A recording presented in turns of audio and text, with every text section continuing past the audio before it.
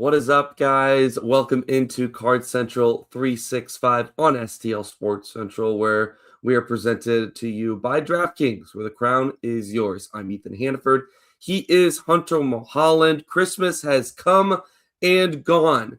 Going into Christmas last week, we started off this little mini series. You didn't know at the time it was going to be a mini series, but we enjoyed it so much, and we saw that you guys enjoyed it so much that we figured that we would keep this going and continue this conversation of some of the most intriguing 2026 storylines for the St. Louis Cardinals. And like I said, we started this last week pre-Christmas. Well, Christmas has come and gone, and now we're going to continue it post-Christmas. And then next week, maybe we'll even keep it going into the new year. We'll just have to wait and see. He's Hunter Mulholland. I'm Ethan Hannaford. This is Card Central 365. Before we get into our continued most intriguing storylines, Hunter, gotta ask, did you get any St. Louis sports good merch or pieces of memorabilia for this Christmas?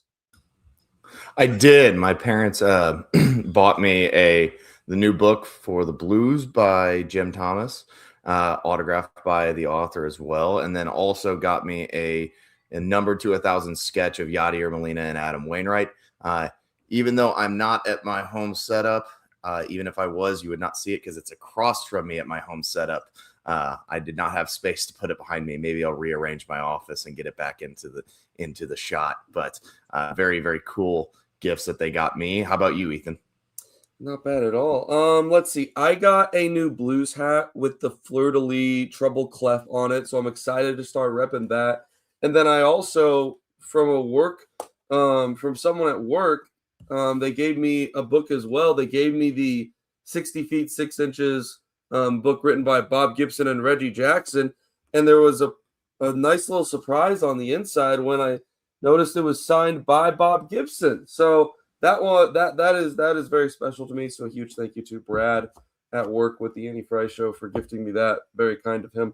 But yeah, so good Christmas, and hopefully, I'm sure that there are a lot of people out there that have things on their Christmas wish list regarding what they want from the St. Louis Cardinals in 2026. There's probably a lot of people out there that are saying, I would love maybe a surprise World Series, a surprise division championship, a surprise 88-win season. I can tell you this much. I don't know if Santa is that powerful to where he can make those things come true. But I do think that there are things that can happen this year to where we can be encouraged by the direction in which the St. Louis Cardinals are moving. We talked about a few of those last week. And just to recap you on what those things were that we covered in part one, Hunter, do you want to go ahead and start off? Do you remember yours off the top of your head? If you don't, I have them. What last week's were for you? Yeah, so last week we talked about I talked about Ivan Herrera and how he is going to set up. Let me pull it up though. Here it is. You had Herrera. I had Jordan Walker and Kyle Leahy. So I talked about, is this Jordan Walker's last chance? What does he do with it? They talked about maybe finding something within Driveline and seeing if they can fix his swing and kind of get him back into just hitting line drives and being the guy that he knows he can be at the major league level and have him break out this year. I know he's been compared a lot to Joe Adell in terms of how his career arc has been. A top prospect that the first couple of years were struggling and then finally broke out a couple of years into his career. And so maybe that's the arc that he is on, because Joe Adell had a pretty solid season last year, and maybe Jordan Walker is going to break out this year and be that candidate of, okay, he's going to be somebody that we can trust from here on out. And if this is the last year that he's got a chance to do it,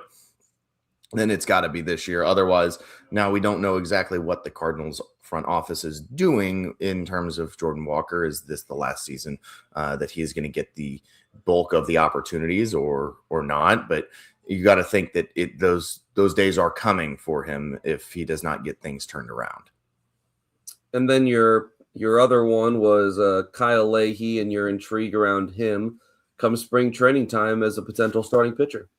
Yeah, so Kyle Leahy, with the addition of Richard Fitz and now Hunter Dobbins, after we had that deal made last week with the Boston Red Sox dealing off Wilson Contreras, and then also adding Dustin May and only subtracting Sonny Gray and Miles Michaelis really from that rotation.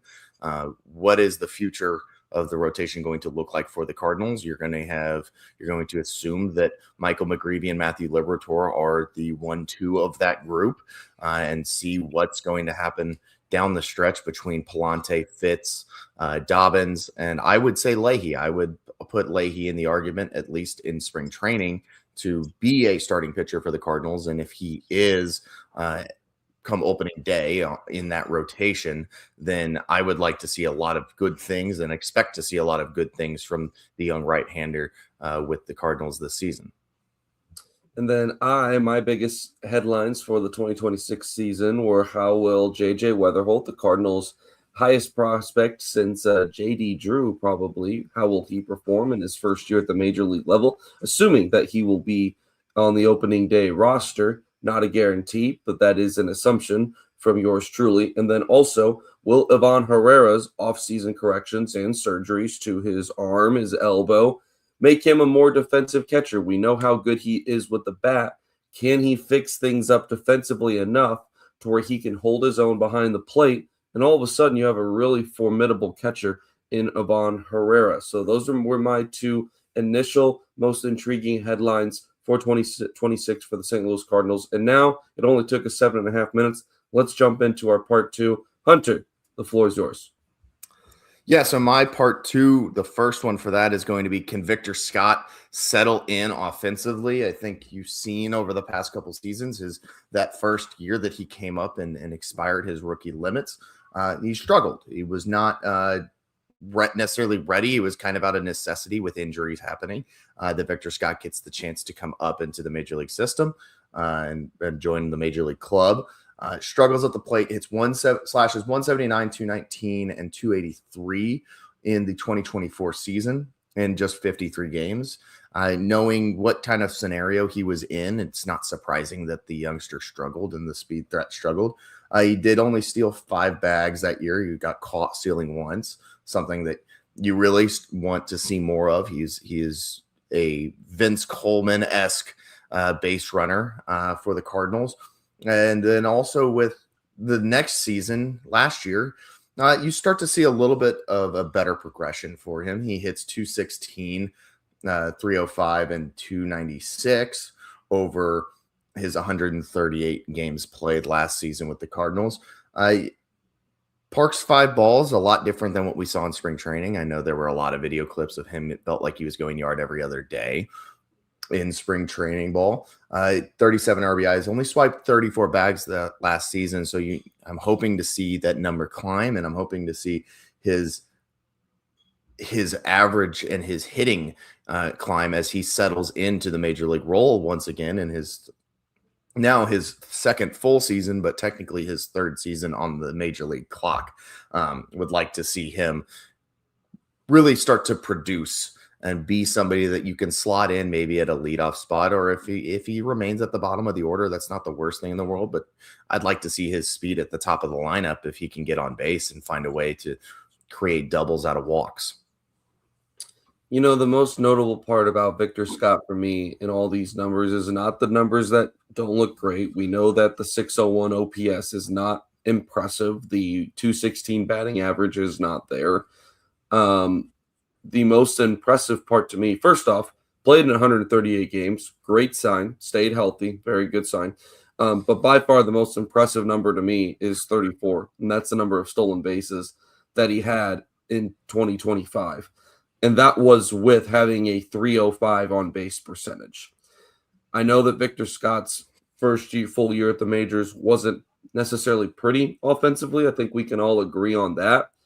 But the fact that in a year where he had a 305 on base percentage and he still stole 34 bags should tell you about his abilities to steal bases and just how formidable of a threat he is going to be during his major league career. In that, I am confident that Victor Scott is going to continue to develop offensively. He's going to continue to get better.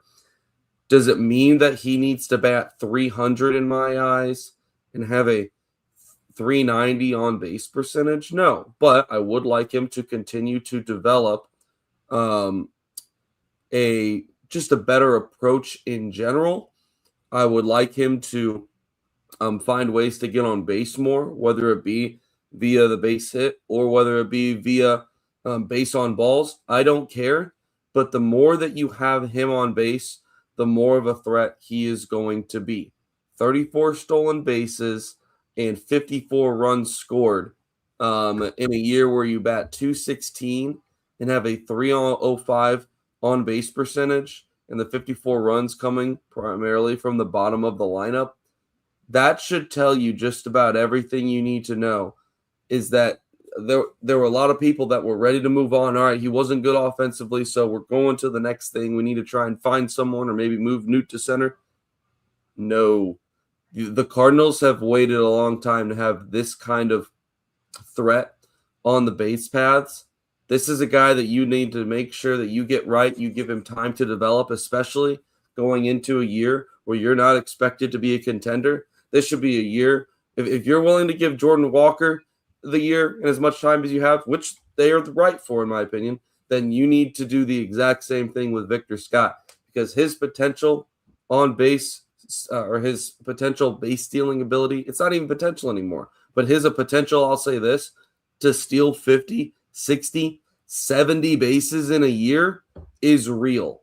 So do not, and anyone saying that they're ready to move on from Victor Scott needs to really rethink that hard, because, I mean, whether he's in the 9 spot or the 1 spot, having a guy on base that can work a count and can get on base, and all of a sudden the top of the lineup, there's almost a guaranteed runner on first or runner on second. That means something. That completely changes how not only the pitcher has to view that part of the lineup, but also how the guys following can view that their job, right, and being able to drive in runs even more so. I'm excited for the potential that Victor Scott has this year, and I hope that he ends up taking a big stride offensively. Yeah, that's the hope, right? The hope is that he begins to take he's got that sort of defense that you haven't really seen in center field for the Cardinals. Obviously, there was Harrison Bader, who was fantastic defensively, but he also brings something to the table with that speed that the Cardinals, and as good of a runner as Harrison Bader was, nobody has run like Victor Scott for the Cardinals for a while. It's been a long time since you've seen a guy that has the potential to steal 60 bags in a season in St. Louis. Getting him on base and creating those opportunities, like you said, to score runs and giving yourself a runner in scoring position. The biggest key is I'm sure every baseball fan in the world has seen Moneyball. What do you have to do? You have to buy runs, right? How do you buy runs? You buy getting on base. Starts with Victor Scott getting on base. If he gets on base, he's almost always going to be in scoring position as long as he gets the look he wants to go and swipe that bag. And it's going to be a very, very important aspect of his game. I'm less worried about the home run numbers and the power numbers. I want to see him get on base and use that speed because, like we've said before, a single for him is a double. Yeah, for anyone wondering, Harrison Bader never stole more than 15 bases in a season with St. Louis, just to give you an idea. And he was in the 98th percentile of league speed during his time with the Cardinals. So just to give you an idea of the real base stealing threat the Cardinals have in Victor Scott. Okay, we're going to tell you a little bit about DraftKings here, and then we're going to continue on with our most intriguing 2026 storylines for the St. Louis Cardinals. But like I said, I got to tell you that Missouri, the time is finally here. We are almost a month into sports betting being legal in the state of Missouri. Have you downloaded the DraftKings Sportsbook app yet? If not, what are you waiting for? It is America's top-rated sportsbook app. And like I said, it is live in Missouri. Now because it is live here, You guys can go and do all the things, the same game parlays, the money lines, the props, all of them. And you can do it all from your phone. It's safe, it's secure, it's easy to use. You guys understand how the tailgate routine goes, the game day routine goes. You guys get it probably more than any city in the country. And right now, you guys can score big as well with DraftKings Sportsbook. Right now, new Missouri customers, $5, get $300 in bonus bets instantly. No waiting, no nonsense. Just pure action, powered by America's top-rated sportsbook app. Download the DraftKings Sportsbook app and use code STL Sports. New customers, bet $5, get $300 in bonus bets. That's code STL Sports. The crown is yours in partnership with DraftKings Sports. Gambling problem? Call 1-800-GAMBLER. 21 plus, physically present in Missouri. Eligibility and restrictions apply. Terms at DraftKings.com/sportsbook. Bonus bets expire 7 days after issuance. For additional terms and responsible gaming resources, see sportsbook.draftkings.com/promos. He is Hunter Mulholland. I'm Ethan Hannaford. This is Card Central 365 on STL Sports Central, presented by DraftKings. I'm going to say it again. If you're going to do it responsibly. If you don't have the funds, don't do it. All right, let's be wise here with this STL Sports Central family. We appreciate you guys being here. We continue on part 2 of our most intriguing 2026 storylines, and that is where I will pick up and talk a little bit about our good friend Matthew Liberatore. Matthew Liberatore, in his, can we call last year his first full year as a starting pitcher? I think we can. If we can't, then you know what, so be it. But I think that last year we can probably categorize it as his first full season as a starting pitcher. We saw Libby really take a step up in his in just his strides as a pitcher in general. I would argue that it started really in 2024, where we saw him finally start to build some confidence in himself, but it in large part came from the bullpen. He relieved in 54 games in 2024 and only started in 6. Most of those were in situations where he was on short rest. It was more an opener situation. They give him an opportunity in spring training last year. Surprises a lot of people. Say, hey, no, we're going to give you a shot. We want you in the starting rotation. This is not going to be a trial run. We are going to give you a stretch of long-term time here for you to give it a go. And it worked pretty dang well. I would argue, Hunter, that one of the biggest wins of 2025 for the Cardinals was them being able to see the potential that Matthew Liberatore has on the starting mound. And last year overall, an 8-12 record, a 4.21 ERA. He started 29 games, 151 innings thrown. He ends up allowing 19 home runs, 40 walks, 122 strikeouts. His whip was at 1.31. Pretty strong overall from front to back end season for Matthew Liberatore. Now, when you break it up month by month is where you start to see where some of the issues occurred, right? Because if you watched Cardinals baseball during just April and May, you're probably looking at those numbers and saying, wow, they got worse. You're right, they did. And I'll tell you where they got worse. But first, I'll tell you how good they were in the months of April and May. During his 5 starts in the month of April, a 3.19 ERA. He struck out 28 batters in 31 innings of work. Opponents batted just .235 against him and had a whip, get this, of .97. What does that mean? It means that he is not walking people. He did not walk a lot of people in the month of April, just 2 to be specific. In the month of May, a 2.97 ERA. He got even better during his 6 starts. He threw 33 in the 3rd innings, where he allowed 11 earned runs. He walked 7 batters in that month, and he struck out 28 batters once again. Similar opponent's batting average as well, 238. The whip a tick up because he had a couple more walks, 1.14. Still very impressive. June is where we start just see things flip on their heads a little bit, and that continued for the next couple of months.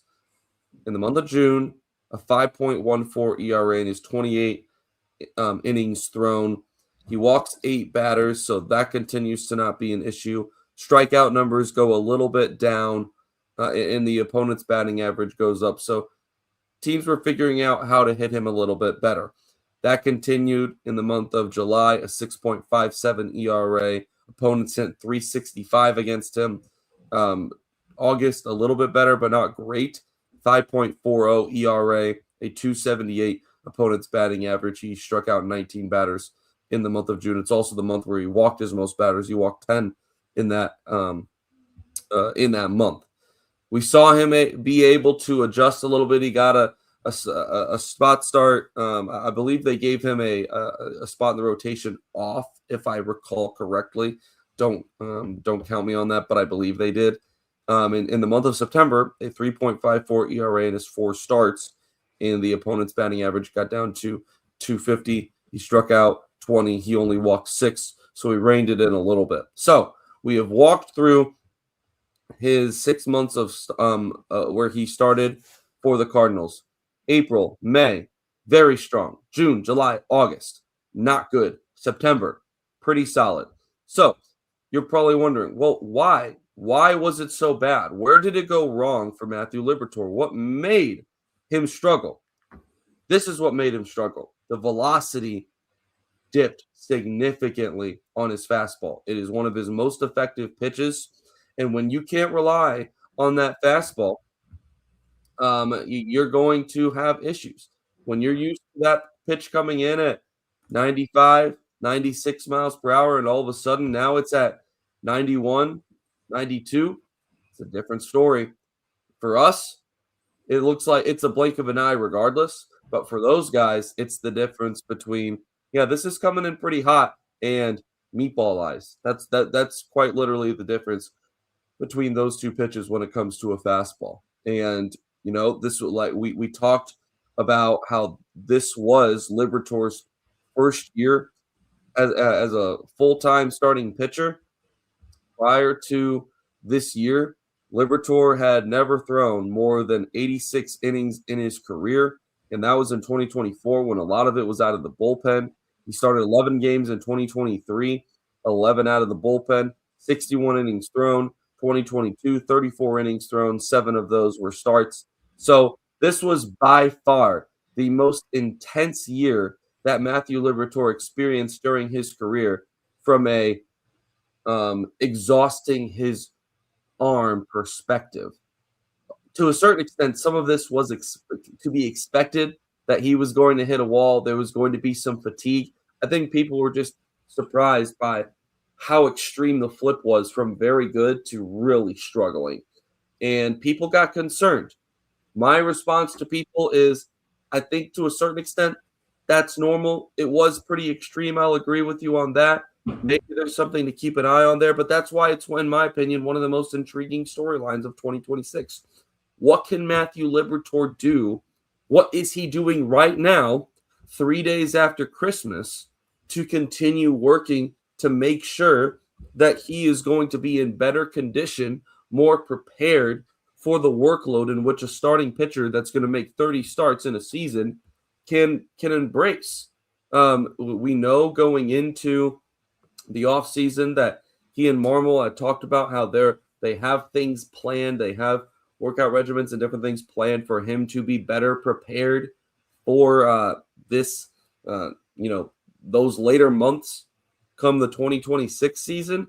That's going to be really important for me because this will be year 2. He'll have a full year under his belt. How does he respond?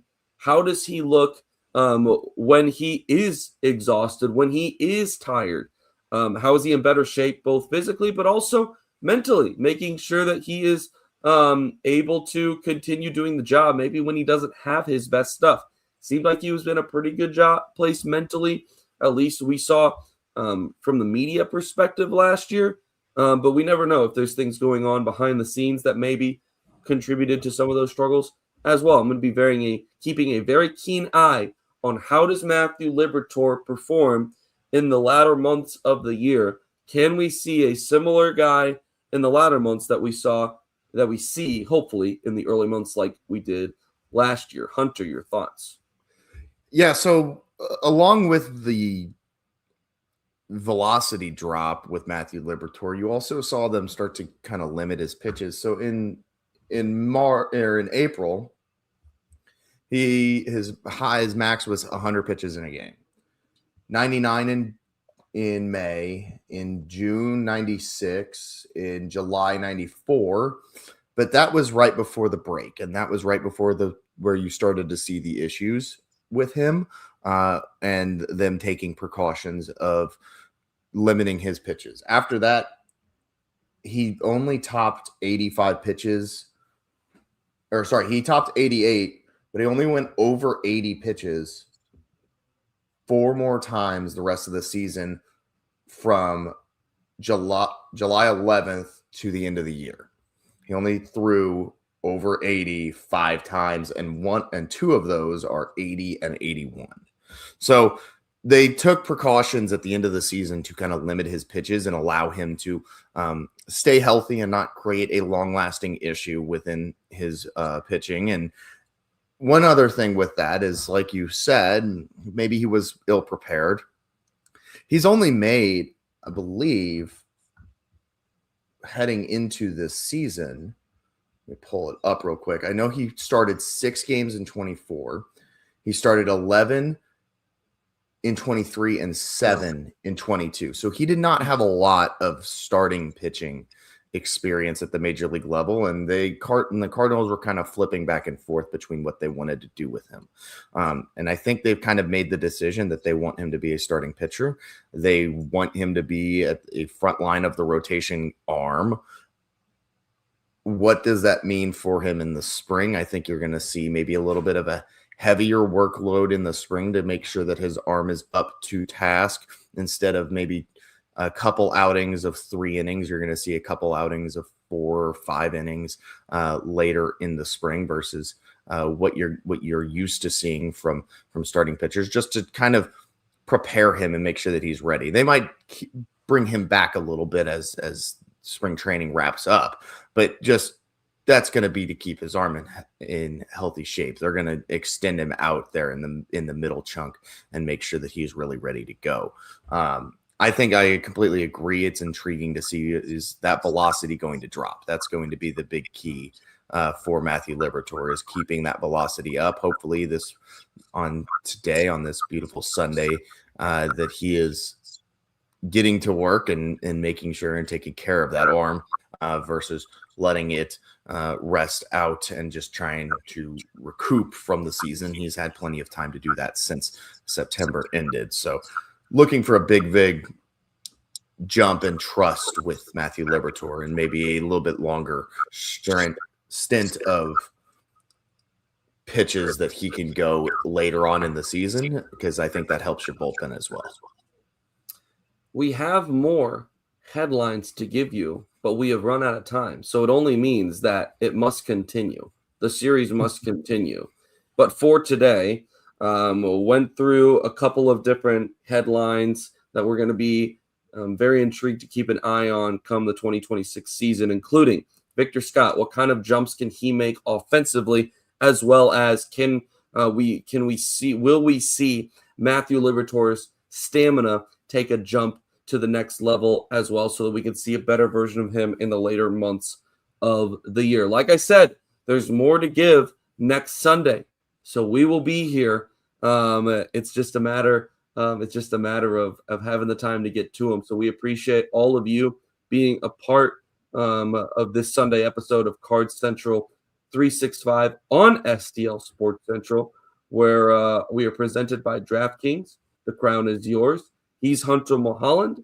I'm Ethan Hannaford, and we say so long.